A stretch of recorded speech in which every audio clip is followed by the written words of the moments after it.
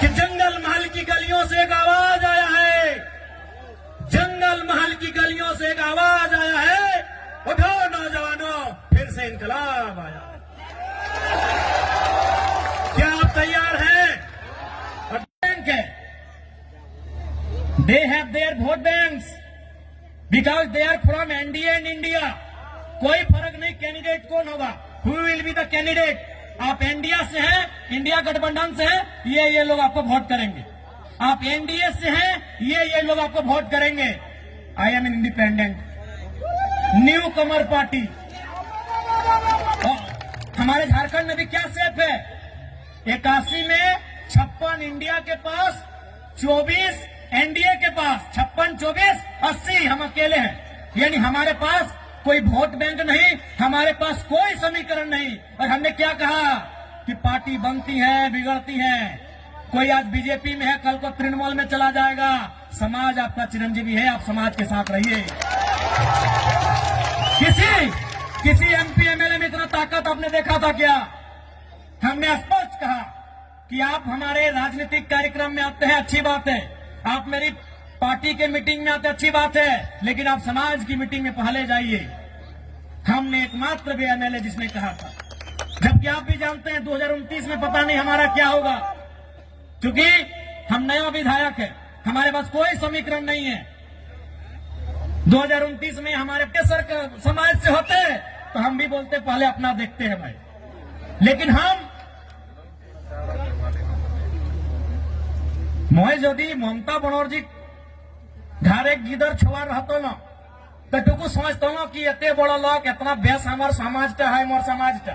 किंतु आज के मैं एक शोषित वंचित समाजेर बेटा सोई खातिर मैं कहलो कि विधायक सांसद बादे सामाजिक स्थितिटा पहले भालो रहे चाहिए, सामाजिक स्टेटसटा भालो रहे चाहिए, सामाजिक पहचानटा भालो रहे चाहिए, ओकर आइडेंटिटीटा भालो रहे चाहिए। तोहरानी बुझे बारिया आज तोहरानी करो जंगल मोहल्ले दो में हमरा सामाजिक नेता हाथ की ना कोई टक मुंह से बोली बाहर आइले, कोई टक कोनो कह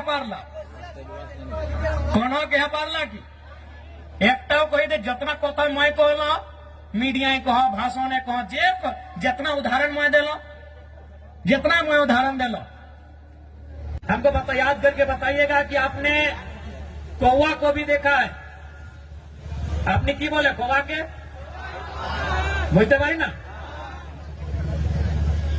क्या आपने कभी कौवा के गले में या पांव में भेड़ी देखा है? क्या उसे कभी पिंजरे में देखा है? क्या उसे कभी किसी रस्सी में या किसी भी प्रकार से बंधन में देखा है? नहीं देखा है। आपने क्यों कौवा के बंधन में देखे छी ना? क्यों नहीं देखा है? तो कौवा भले काला होता है, देखने में भले आपको बुरा लगे, देखने में बदसूरत लगे, लेकिन जो वो काव काव काव काव चिल्लाता है, काव काव जो करता है ना, उसकी मातृभाषा। और जो मातृभाषा बोलते हैं, मातृभाषा ही नहीं, हमारी मातृभाषा, हमारी परंपरा, हमारी संस्कृति, जो मातृभाषा बोलते हैं वो कभी गुलाम नहीं होते, उन्हें कभी कोई गुलाम नहीं बनाता। आपने सुगा क्यों देखे थी? आपने सुगा बोली ना? सुगा, तोता, पैरट देखने में बड़ा सुंदर होता है, पंख भी सुंदर होता है, चोंच भी सुंदर होता है और आवाज भी सुंदर होता है। लेकिन आपने क्या देखा होगा कि लोग उसे पकड़ते हैं, पहले उसके क्या बोले गनका काना सबसे पहले उसको तोड़ देते हैं, पांव में भी जरूरत पड़े तो एक दो उसका तोड़ देते हैं और उसको भर के कहां रखते हैं? लोहे के पिंजड़े में। भले उसको खाने के लिए चना दे, मूंगफली दे, लेकिन उसको गुलाम बना के रखते हैं। रखता है कि नहीं? क्योंकि जो मिट्टू जिसे कोई तोता कहता है, कोई सुगा कहता है, कोई पैरट कहता है, भले वो दिखने में सुंदर है, हरा है, चोंच लाल है, खाता भी बढ़िया बढ़िया है, लेकिन वो भाषा का नकल करता है। टेम टेम टेम टेम उसकी भाषा नहीं है, वो भाषा का नकल करता है, वो किसी और की भाषा को बोलने का प्रयास करता है, इसलिए लोग उसे गुलाम बना के रखते हैं। तो इसलिए एक बात तय कीजिए कि आपको आजाद रहना है या गुलाम रहना है। तो भैया अगर आजाद तो आपको उस कौवे की तरह अपनी संस्कृति, अपनी परंपरा, अपनी आइडेंटिटी, अपनी पहचान, उसके साथ आपको जीना होगा। तो क्या ये नौजवान पीढ़ी जो हमारा आने वाला भविष्य है, क्या वो आज के इस कार्यक्रम के माध्यम से ये प्रतिज्ञा लेंगे कि आप अपनी परंपरा, अपनी संस्कृति, अपनी मातृभाषा को बचाएंगे? क्या आप प्रतिज्ञा लेंगे कि आप अपने सामाजिक कार्यक्रमों को, अपने सामाजिक आंदोलन को आगे बढ़ाएंगे? क्या आप प्रतिज्ञा लेते हैं? आज आपको ये प्रण लेना होगा, क्योंकि 21वीं सदी में हम जी रहे हैं। आज बहुत जल्दी हम लोग दिशा से हट जाते हैं, अपने रास्ते से भटक जाते हैं। इसलिए आज नौजवान पीढ़ी को विशेषकर आपको ये प्रण लेने की आवश्यकता है कि आज हमारी पहचान क्या है, हमारी परंपरा क्या है। उस पहचान को, उस परंपरा को, उस भाषा, उस संस्कृति की विरासत को, उसे सुरक्षित रखना है। आज हमें ये प्रण लेना होगा। ठीक है दादा, टुकु बसुन। नमस्कार नमस्कार। তুমি নিয়েছি নাই, আমি বুঝতে পারি তুমি বসুন। आज ये प्रण लेने की आवश्यकता है, और विशेषकर जंगल महल के नौजवानों, मेरे भाइयों, मेरी बहनों, मेरे अभिभावकों, मुझे अफसोस होता है, मुझे दुख होता है आपको यहां देखकर। दुख हमें झारखंड के लोगों को भी देखकर होता है, लेकिन आपके लिए दुख थोड़ा ज्यादा इसलिए होता है कि जैसा भी सही जमशेदपुर वालों को झारखंड मिला, सरायकेला वालों को झारखंड मिला, धनबाद वालों को झारखंड मिला, बोकारो वालों को झारखंड मिला, हजारीबाग गिरिडीह को झारखंड मिला, रामगढ़ को झारखंड मिला, रांची को झारखंड मिला, लेकिन झारखंड बनने का हकदार और झारखंड में शामिल होने का हकदार पुरुलिया, झारग्राम, बांकुड़ा के लोग भी रखते थे। आज बिल्कुल इस बात का अफसोस आपकी आंखों में भी झलक रहा है और हमें भी झलकता है। जो आंदोलन कोयलांचल में था, जो आंदोलन लोहांचल में था, कोयलांचल यानी हमारा जो कोलियरी कोयला का क्षेत्र है, धनबाद, बोकारो, गिरिडीह, हजारीबाग का हिस्सा, और लोहांचल यानी जमशेदपुर का क्षेत्र, वही आंदोलन आपके जंगल महल में भी था। जो त्याग कोयलांचल वालों ने किया था, जो त्याग लोहांचल वालों ने किया था, वह त्याग जंगल महल वालों ने भी किया था। लेकिन आज कोयलांचल वालों को, लोहांचल वालों को कहने के लिए झारखंड मिला, हालांकि अधिकार वहां भी उनको नहीं है। आज भी वहां उनको मजदूरी के लिए तरसना पड़ता है।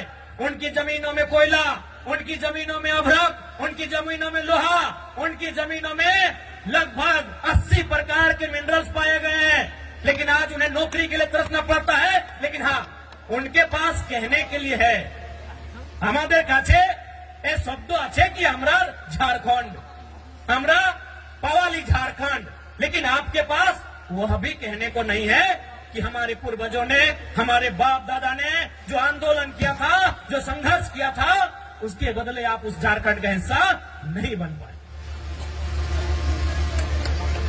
तो कहीं ना कहीं इसमें भी साजिश है, साजिश है, बहुत बड़ी साजिश है। तो इसलिए नई पीढ़ी को यह प्रण लेना होगा कि हमारे पूर्वजों ने आंदोलन को जहां लाकर छोड़ा है, वो विरासत जो हमें देकर गए हैं, उस विरासत को यहां से फिर से हमें लेकर जाना होगा। क्या आप तैयार हैं? कि जंगल महल की गलियों से एक आवाज आया है, जंगल महल की गलियों से एक आवाज आया है, उठो नौजवानों, फिर से इंकलाब आया। क्या आप तैयार हैं? और देखिए नौजवानों, मेरे भाइयों,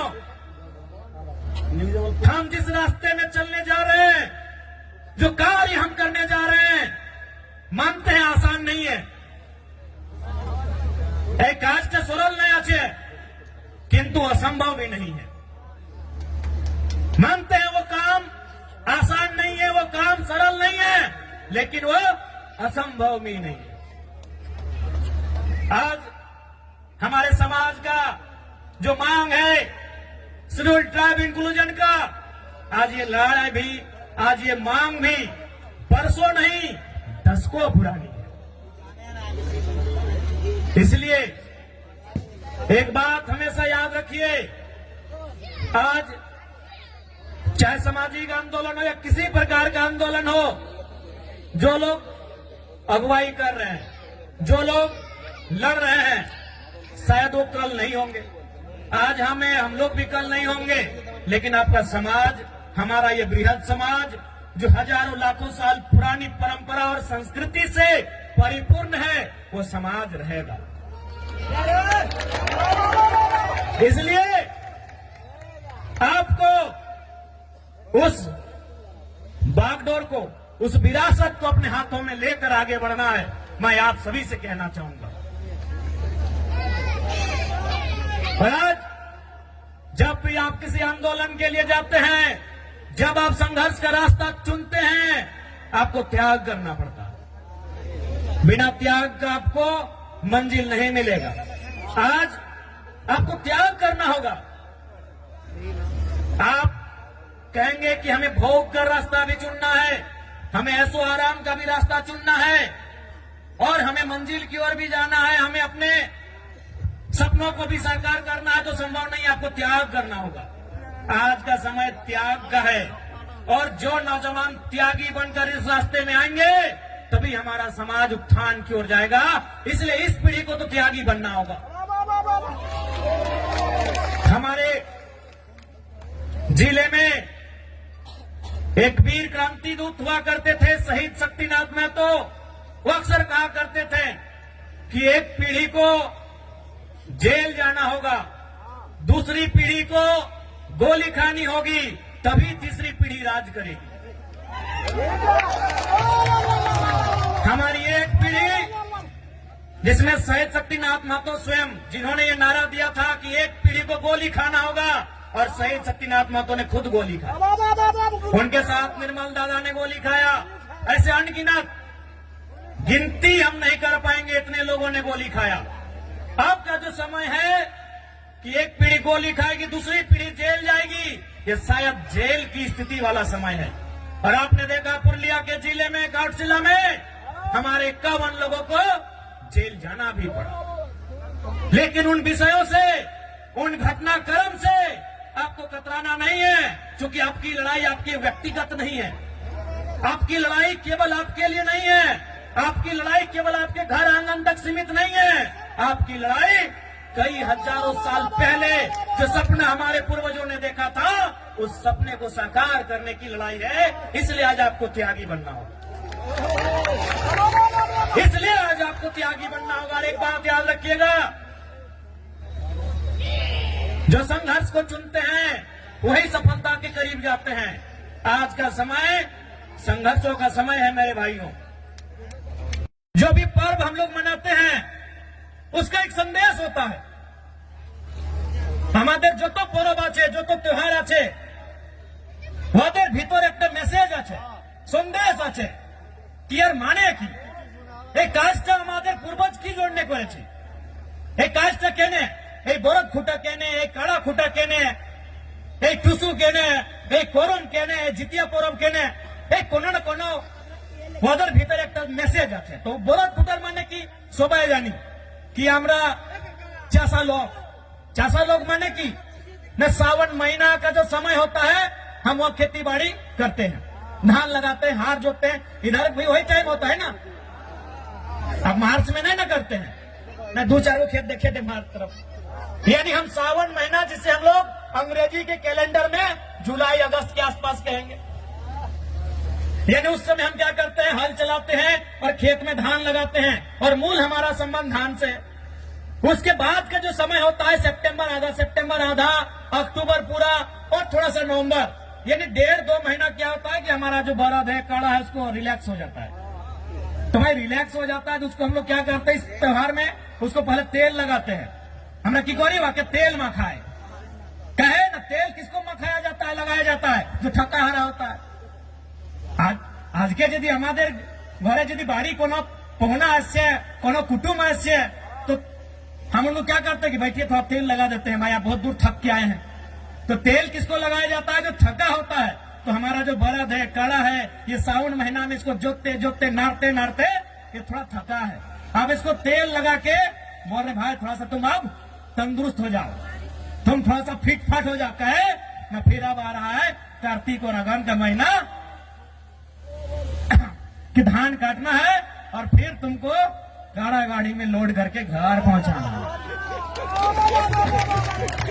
अब धान काटने के बाद फिर बरद गाड़ी में लोड करके घर भी पहुंचाना है और माड़ा भी रहना है, धान खिजाना भी है। तो इसीलिए इसको तेल लगाते हैं कि तुम अब या तुमको फिर से तैयार हो जाओ। यही हमें एटाई ना जिज्ञासा करছি कि भाई কোনো না কোনো আমাদের त्योहार আমাদের परब मैसेज আছে, तो मैसेज की ना हम आपको तेल लगा दिया फिटफाट और अभी खूंटा भी काहे किए, उसको गुस्सा दिला रहे हैं कि भाई तुम और गुस्सा हो जाओ, तुम ही रागे तुम ही रिझे। कहे ना इसी गुस्सा के साथ मेरा खेत से धान उठाना, हम लोग का खेत भाई सबका आधा खेत आसान नहीं है। कुड़मीर खेत से धान उठाए के लाना आसान है कि?